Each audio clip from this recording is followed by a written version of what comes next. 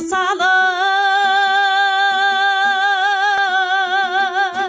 ұшып өткен құспен тең, өмірде көрген жақсылық ұйқыда өткен түспен тең.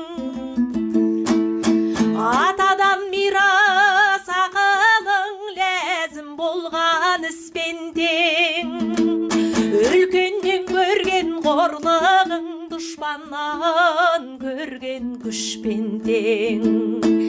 Бағасы қымбат алтынның білмесең парқын мыспен тең.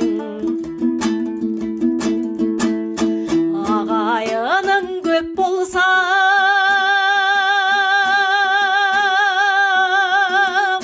бірлігі оның бек болса, қиындық жер кезгелесе біріне бірі сеп болса, бүтін тұрған бұзылмай 32 тіспен тең. Бірлігіңе бекем бол, кем емес дәулет болсаң кең. Анығы осы бозбалау кең пейілді болмас ке.